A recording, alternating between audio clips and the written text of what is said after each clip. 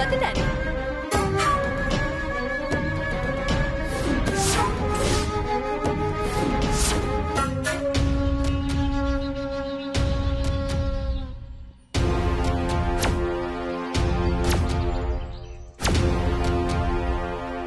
எதையுமே உங்க இஷ்டத்துக்கு அறகுறையா கற்பனை பண்ணிட்டு கத்துறீங்களே, இது நீங்க தெரியாம தான் செய்றீங்களா இல்ல வேணும்னே தெரிஞ்சு செய்றீங்களா? ராதிகா, ரஜினி, அவள் எதுக்கு தடுக்கிற? ஏதாவது நம்மள சொல்லிக்கிட்டுங்கிறதே உங்களுக்கு வேலையா போச்சு. நம்ம பொண்ணு அங்க போய் எப்படிதான் வாழ போதோ தெரியல. ஐயோ, என்னங்க இப்படி எல்லாம்? என்ன மச்சான் இப்படி எல்லாம் பேசிட்டு இருக்கீங்க? ஒரு நல்ல காரியத்துக்காக கோயிலுக்கு வந்திருக்கோம். வந்த வேலையை முடிச்சிட்டு நல்லபடியா போலாமே. நம்ம ஒண்ணு பேச அவங்க ஒண்ணு பேசுவாங்க, அவங்க ஒண்ணு பேச நம்ம ஒண்ணு பேசுவோம். பேச்சு வளவலன்னு எடுத்துக்கிட்டே போகுமே. நல்லபடியா பொங்கலை வச்சு சாமி கும்பிட்டு போலாமே.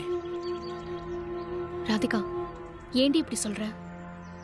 ஒவ்வொரு தடவையும் கோவம் வரும்போதும் கல்யாணம் நடக்கணுங்கிற எண்ணமும் கூடவே வரணும். உன்னால ஒரு தப்பு நடந்துருச்சுன்னு எந்த கெட்ட பேரும் வரக்கூடாது. நீங்க போய் பொங்க பானையை ரெடி பண்ணுங்க, நான் அதுக்குள்ள பூஜைக்கு ரெடி பண்ணிடுறேன். சரிங்க சாமி. சரிங்கம்மா. நிஷா வா.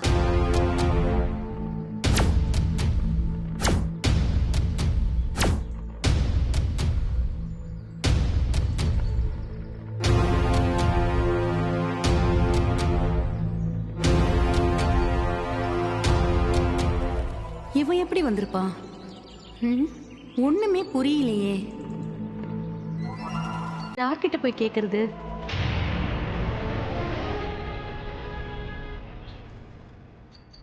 மா மா, டேய், என்னடா என்னம்மா அப்படி தனியா நிக்கிற? நானே டென்ஷன்ல இருக்கேன். இதுல அந்த பொங்கலோட போய் உட்காரணுமா? இரு, இப்ப என்னாச்சு? டேய், நீ நிஜமாவே என் வயித்துல தான் பொருந்தியாடா? இந்த பையன் பணத்தோட ஓடிட்டான். கல்யாணம் நடத்த முடியாம நின்னு போயிடும்னு நான் மனசுல கோட்டை கட்டி வச்சிருந்தேன். இவன் என்னடானா ஏதோ மந்திரம் போட்ட மாதிரி வந்து நிக்கிறான். நீ சாவகாசமா வந்து என்னன்னு கேக்குற? ஐயோ அம்மா, நானும் அதைத்தான் உங்ககிட்ட கேட்க வந்தேன். அவன் பணத்தை திருப்பி கொண்டு வந்துட்டானு எனக்கு தோணுதுமா. டேய், நீ என்னடா புது குண்டை தூக்கி போடுற? ஆமாமா, நீயே பாரு. அன்னைக்கு அவன் பணத்தை தூக்கிட்டு ஓடும்போது வீட்டுல இருக்கிறவங்க எல்லாம் எவ்வளவு டென்ஷனா இருந்தாங்க. இப்போ யார் முகத்திலயும் அந்த கவலையே இல்லம்மா. அவனும் அவ்வளவு ஜாலியா மொபைல் பார்த்துட்டு இருக்கான் பாரு. ஆமாண்டா, யார் சும்மா இருந்தாலும் இந்த ரஜினி அவனை சும்மாவே விட்டுருக்க மாட்டாளே. பாரு, அவளே ஒண்ணும் நடக்காத மாதிரி இருக்கா. என்ன நடந்துச்சுன்னு இப்ப எனக்கு தெரிஞ்சே ஆகணும். யாருகிட்ட போய் நீ கேட்க போற? யார்கிட்டயும் கேட்க வேணாம். அந்த முரளியை கூப்பிட்டு கேட்டாவே புரிஞ்சிட போகுது. அவங்கிட்ட எல்லாம் கேட்டா சொல்லுவானா? எப்படி கேட்டு வாங்கணும்னு எனக்கு நல்லாவே தெரியும். நீ போ, நான் பாத்துக்கிறேன். போ.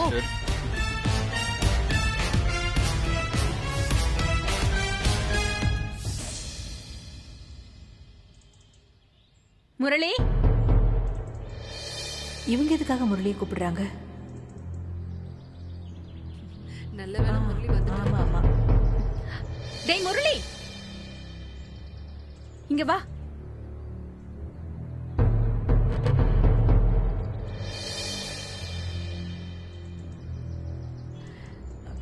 எனக்கு ஒண்ணும் இல்ல, நாளைக்கு. என்னத்த சொல்லுங்க. ஏன் முரளி, கோயிலுக்கு வந்த இடத்துலயும் அந்த மொபைலை விட மாட்டியா? உங்க மாமாவுக்கு உடம்பு முடியாம போச்சு. ஆனந்தம் வீட்ல இல்லன்னு உனக்கு கால் பண்ணா போன் சுவிட்ச் ஆஃப்னு வந்துச்சு. இப்ப பார்த்தா நீ மொபைல பாத்துட்டு இருக்க. நல்ல வேலை. இரு வடிவ, நான் ஒரு நிமிஷம் வந்துடுறேன். என்னாச்சுக்கா? இந்த வரேன். ஏண்டா முரளி, நீ நம்பரை மாத்திட்டியா? முரளி, நீ இங்கேயா இருக்க? கொஞ்சம் வாட, உனக்கு ஒரு வேலை இருக்கு. இங்க என்ன வேலை இருக்கு அவனுக்கு? என்னமோ தெரியல அண்ணி, தலையெல்லாம் ஒரு மாதிரி கிறுகிறுன்னு இருக்கு. அதான் அவனை ஒரு சோடா வாங்கிட்டு வர சொல்லி அனுப்பி வைக்கலான்னு கூப்பிடுறேன். நீ வாடா. சரிம்மா. வா.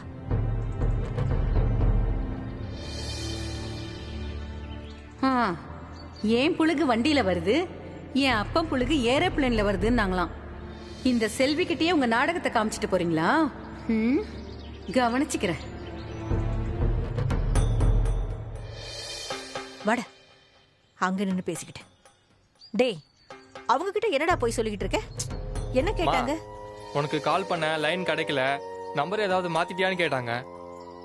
அப்படியே மெதுவா ஏன் மாத்துன, எங்க போன, எப்படி வந்தேன்னு விசாரிக்கிறதுக்கு தான் உன்னை கூப்பிட்டுருக்காங்க. ஆமா, நீ என்ன சொன்ன? என்ன சொல்றதுன்னு யோசிச்சேன், அதுக்குள்ளதான் நீங்க வந்துட்டீங்களே. முரளி, ஏன்டா இப்படி பண்ண? நான் அவ்வளவு சொல்லியும் கேட்காம என்ன இப்படி கேவலப்படுத்திட்டியேடா. நீ போனதுல இருந்து தினம் தினம் எனக்கு பிரச்சனை தான்டா. இப்ப என்ன, அதான் வந்துட்டேன்ல. அப்படியே போட்டேன்னா போன மாதிரி இடம் வந்திருக்க. அவ்வளவு பணத்தையும் நான் தான் உங்ககிட்ட தூக்கி கொடுத்தேன்னு அவ எப்ப பார்த்தாலும் பேசிக்கிட்டே இருக்கா. இல்லனாலும் அவ ஒன்னும் பேச மாட்டா பாரு. தெரியுது இல்ல? அப்புறம் நீயும் ஏன்டா இப்படி பண்ண? உன்னை எவ்வளவு நம்பின. அம்மா, இப்ப என்ன இப்படியே பேசிட்டு இருந்தேன்னு வையே, நான் கிளம்பி போயிடுவேன். டேய், ஒழுங்கு மரியாதையா என் கூடவே இருக்கணும். எங்கேயாச்சும் போன பாத்துக்கோ. யாருக்கிட்ட எதையும் சொல்லிடாத. ராதிகா கல்யாணம் நடக்கணும்டா, சொன்னா கேளுடா. சரி சரி இருக்க, உடனே அழ ஆரம்பிச்சிருவீங்க. சரி வா. டேய் மோனே, வா ஒரு டீ சாப்பிட்டு வருவோம். நீங்க தான் எல்லாத்தையும் முன்ன நின்னு பாத்துக்கணும். இப்ப போய் அவனை வெளியில கூட்டிட்டு போறீங்களே. பூஜை ஆரம்பிக்கும் போது நீங்க 2 பேர் தான் முக்கியமா இருக்கணும். இல்லனா அந்த நிஷா அதுக்கு வேற ஏதாவது கத்துவா. அதுக்காக அவங்க சொல்றதுக்கெல்லாம் பயந்துட்டு இருக்க முடியுமா என்ன? இல்ல இல்ல, நான் அப்படி சொல்லல.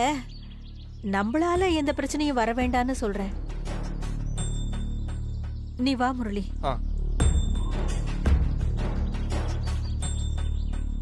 என்னவோ நேத்து பிறந்த புள்ள மாதிரி கூடவே வச்சு சுத்திக்கிட்டு இருக்காங்களே, என்னவா இருக்கும்? இந்த பயலை தனியா கூட்டிட்டு போய் கேட்டா மொத்த உண்மையும் கக்கிடுவான். கேக்குறேன். அரவிந்த் மாமாவோட அக்கா பேச ஆரம்பிச்சதும் நான் ரொம்ப பயந்துட்டேன்க்கா. சண்டை வந்துருமோன்னு நினைச்சிட்டேன். அவளை பார்த்தெல்லாம் பயப்படக்கூடாதுடி. கொஞ்சம் பயப்படுறோன்னு தெரிஞ்சாலே ஓவரா ஆட ஆரம்பிச்சிருவா. என்ன சண்டை இழுக்கலான்னு காத்துக்கிட்டே இருக்காங்கக்கா.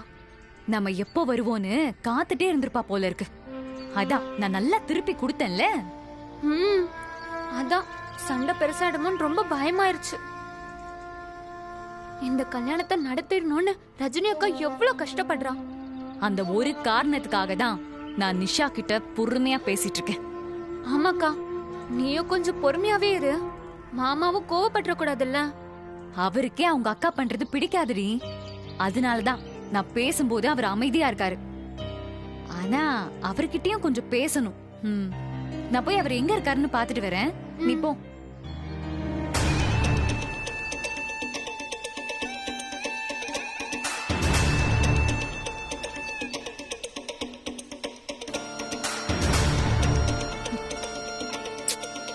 எங்க போனாரு? கால் பண்ணா கூட எடுக்க மாட்டேங்கிறாரு.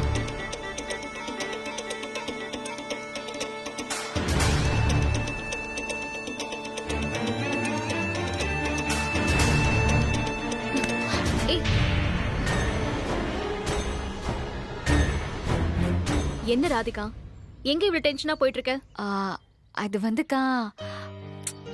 என்னாச்சு சொல்லு. ஒண்ணும் இல்லக்கா, நீயே ஏற்கனவே நிறைய பிரச்சனையில இருக்க. இத வேற உன்கிட்ட சொல்லி எதுக்கு?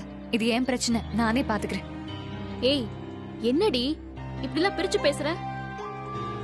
அடி வாங்க போற பாரு. எதுவா இருந்தாலும் பரவாயில்ல, சொல்லு, நான் சரி பண்றேன். அது வந்துக்கா. சொல்லு ராதிகா. நான் ரொம்ப நேரமா அரவிந்த தேடுறேன். கால் பண்ணாலும் எடுக்க மாட்டேங்கிறாரு. அதனாலதான் ஒரே டென்ஷனா இருக்கு. இதெல்லாம் ஒரு டென்ஷனா? இங்க வந்துட்டு எங்கேயும் போயிருக்க முடியாது. நீ சரியா பாத்திருக்க மாட்ட. அக்கா, கால் பண்ணா ரிங்கு போகுது, ஆனா எடுக்கல. எடுத்து பேசலாம்ல. சாமி கும்பிடும் போது சைலண்ட்ல போட்டிருந்தா என்ன பண்ணுவேன்? அவர் எப்பவுமே என்கிட்ட அன்பா நடந்துக்கவே மாட்டேங்கிறாருக்கா. நானா பேசினாதான் அவர் பேசுறாரு. அதுவும் ஓகே, சொல்லு, முடியாது, இப்படி ஒவ்வொரு வார்த்தையாதான். அவருக்கு என்ன பிடிக்கவே இல்லக்கா. இதுல அவங்க அக்கா வேற. ராதிகா, நீயா மனசு போட்டு குழப்பிக்காத. பிடிக்காமல உன் கூட சேர்ந்து பொங்கல் வைக்க வந்தாரு. ஒருவேளை நீ சொல்ற மாதிரி அவங்க அக்கா ஏதாவது பிரச்சனை பண்ணிடக்கூடாதுன்னு நினைச்சிருக்கலாம்ல. இப்போ என்ன, உனக்கு அரவிந்த் கூட பேசணும் அவ்வளவுதானே? இரு, நான் போய் கூட்டிட்டு வரேன். அக்கா, என்ன? அது எப்படிக்கா? என்கிட்ட பேச மாட்டேங்கிறாரு, நான் சொன்னா கேட்க மாட்டேங்கிறாரு. ஆனா நீ சொன்னா மட்டும் எல்லாத்தையும் கேக்குறாரு.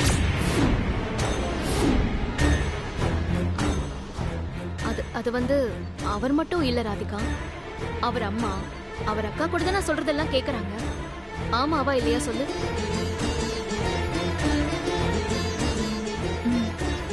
ஆமாக்கா. கல்யாணத்தை நான் தானே பொறுப்பெடுத்து செய்யறேன், அதனால தான். ஆனா உனக்கு பிடிக்கலன்னா நான் போல.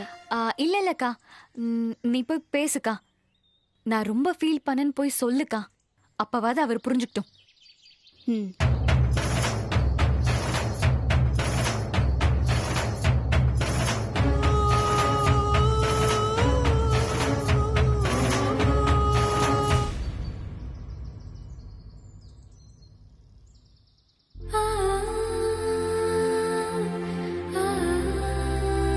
அரவிந்த்,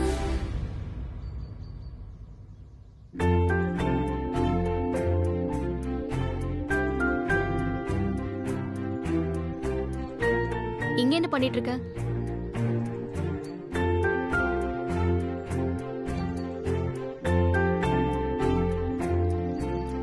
என்ன பண்ணிட்டு இருக்கேன்னு சொல்லணுமா ரஜினி?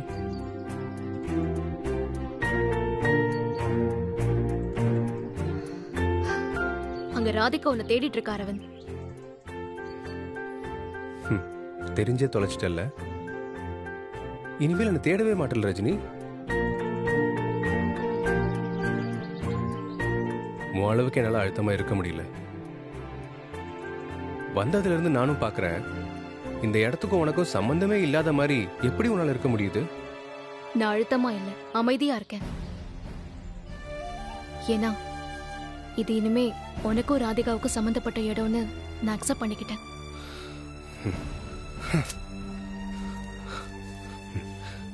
இதுக்கு என்ன பதில் வச்சிருக்க ரஜினி?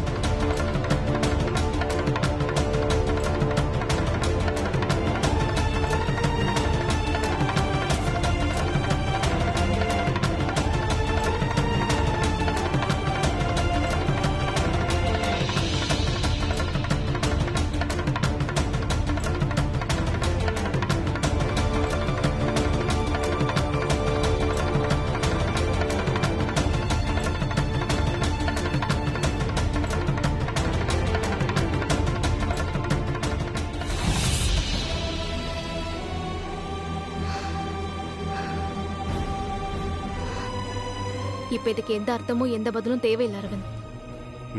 என் வாழ்க்கை மாதிரியே.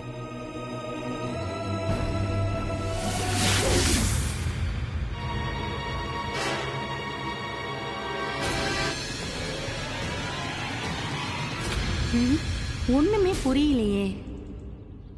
இந்த கோயிலுக்கு வந்து பூஜை பண்ணா கல்யாணம் நல்லபடியா நடக்கும்னு அம்மா எல்லாரையும் கூட்டு வந்திருக்காங்க.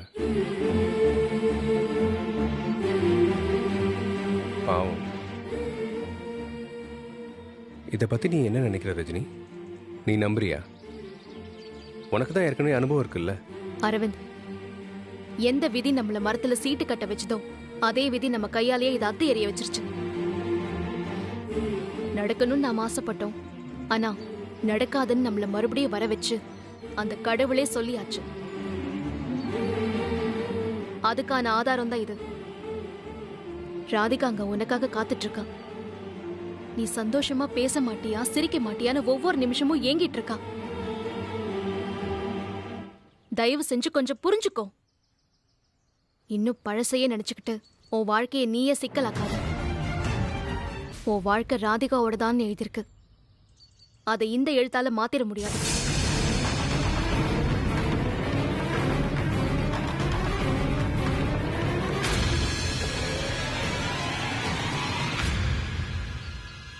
நீ வருவேன்னு நான் அவகிட்ட சொல்லிட்டு வந்திருக்கேன்.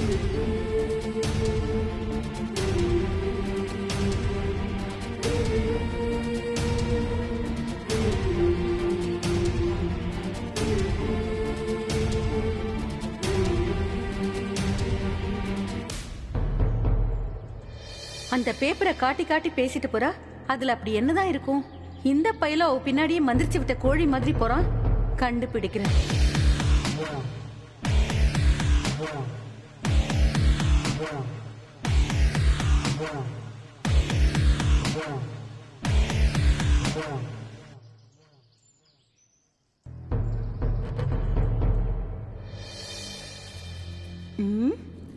நீ எங்க போனாலும் உன்னை விட மாட்டேன்.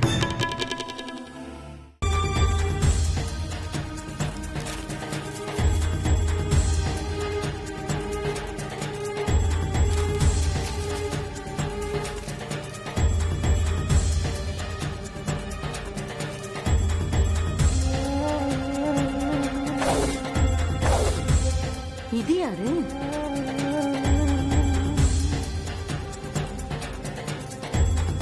ஆஹா, நமக்கு அதிர்ஷ்டம் இருக்கு. கரெக்டா நம்ம வீட்டுக்காரர் கால் பக்கத்துல எல்லாம் விழுந்து கிடக்குது. நம்மளும் போய் அவர் கால்ல விழுந்துட வேண்டியதுதான். ஒரு திரி அணிஞ்சிருக்கே, எப்படி கொளுத்துறது? இந்த பேப்பரை வச்சு கொளுத்திட வேண்டியதான். என்னடி புதுசா கால்ல எல்லாம் விழுற? நீங்க தானுங்க என் தெய்வம். நல்லாரு நல்லாரு.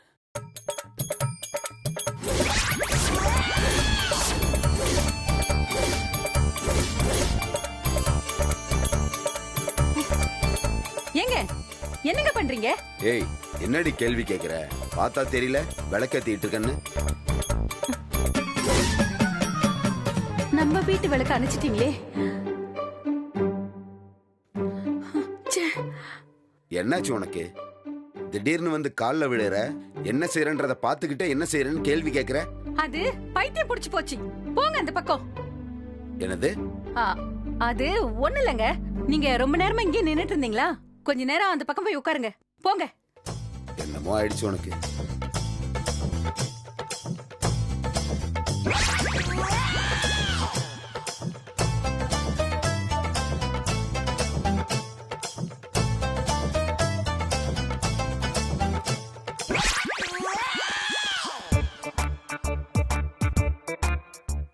போச்சு போச்சு. என் பையன் வாழ்க்கையே இப்படி பொசுக்கிட்டு போயிட்டாரே.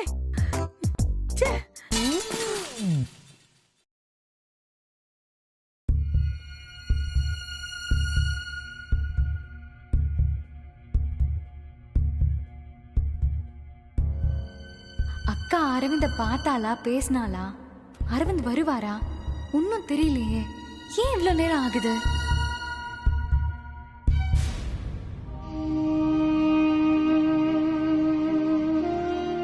ராதிகா, என்ன தேடினியா? எங்க போயிட்டீங்க? ரொம்ப நேரமா ஆளையே காணும். கால் பண்ணாலும் எடுக்க மாட்டேங்கிறீங்க. எனக்கு கொஞ்சம் வேலை இருந்துச்சு. என்ன விஷயம் சொல்லு. சொல்ல ஏதாவது விஷயம் இருந்தாதான் உங்களை தேடணுமா? எனக்கு உங்க கூட இருக்கணும், டைம் ஸ்பெண்ட் பண்ணணும். சும்மா ஸ்பெண்ட் பண்ற அளவுக்கு என்கிட்ட டைம் இல்லை ராதிகா. இந்த மாதிரி ஃபேமிலியோட கோயிலுக்கு போறோம்னு சொல்லிட்டு தானே வந்திருப்பீங்க. அப்பவும் வேலை வேலைன்னு கால் பண்ணாங்கன்னா என்ன அர்த்தம்? உங்களை நான் எங்கெல்லாம் தேடினேன்னு தெரியுமா? நான் ஒருத்தி இங்க இருக்கிறதே மறந்துட்டு எங்கேயோ போயிட்டீங்க. ஏன் என்கிட்ட பேசவே மாட்டேங்கிறீங்க? தயவு செஞ்சு நிலைமைய புரிஞ்சுக்கோ ராதிகா. என்ன உங்க அக்கா பாத்துருவாங்கன்னு பயப்படுறீங்களா? வீட்டுக்கு தெரியாம லவ் பண்றவங்க கூட தைரியமா பேசுவாங்க போல இருக்கு. ஆனா நிச்சயம் முடிஞ்சு கல்யாணம் நல்லபடியா நடக்கணும்னு வேண்டிக்க வந்திருக்கோம். இப்பவும் தனியா நின்னு பேச பயப்படுறீங்கல்ல? கல்யாணத்துக்கு அப்புறம் அரவிந்த்,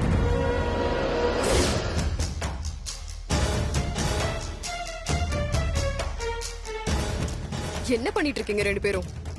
என்ன பண்ணுவோம், சும்மா பேசிட்டு இருக்கோம். இதுக்கு பெர்மிஷன் வாங்கணுமா உன்கிட்ட? ராதிகா, என்னடா அப்படியே அவளை அடக்குற மாதிரி நடிக்கிறியா? தனியா பேசும்போது நீ குடுக்கற இடம் அதான் இவ என்கிட்ட இப்படி பேசுறான். பேசினா என்ன? முகத்துக்கு நேரா தானே பேசுறேன். அதோட நாங்க ரெண்டு பேரும் பேசிக்கிறதுக்கு எவ்வளவோ விஷயம் இருக்கு. உங்களை பத்தி எல்லாம் பேசணும்னு எங்களுக்கு எந்த அவசியமும் இல்ல. ராதிகா, கொஞ்சம் பேசாம இருக்கியா? டேய், நீங்க ரெண்டு பேரும் என்ன வேணா பேசிக்கோங்க, அத பத்தி எனக்கு எந்த கவலையும் இல்ல. ஆனா இந்த மாதிரி 4 பேரோட கோயிலுக்கு வந்திருக்கும் போது நீங்க ரெண்டு பேரும் மட்டும் தனியா பேசினா பாக்குறவங்க என்ன நினைப்பாங்க? அக்கா, நிச்சயம் ஆக்சுவலி எல்லாருக்குமே தெரியும். யாரும் எதுவும் நினைக்க மாட்டாங்க. அதெல்லாம் உன்கிட்ட விலைக்கு சொல்லிட்டு இருக்க முடியாது அரவிந்த். கல்யாணத்தை பண்ணிக்கிட்டு வாழ்க்கை போற இவ பேச்சதானே கேட்க போற. கொஞ்ச நாள் பொறுமையா இருக்க முடியாதா? எல்லாரும் பொண்டாட்டி பேச்சுதான் கல்யாணத்துக்கு அப்புறம் கேட்பாங்க. ஏன் உங்க புருஷன் கேட்காமலையா இருக்காரு? ப்ளீஸ். நான் உன்கிட்ட பேசல, என் தம்பி கிட்ட பேசிட்டு இருக்கேன். டேய், இப்ப நீ வர போறியா இல்லையா? சரி வாக்கா. வா.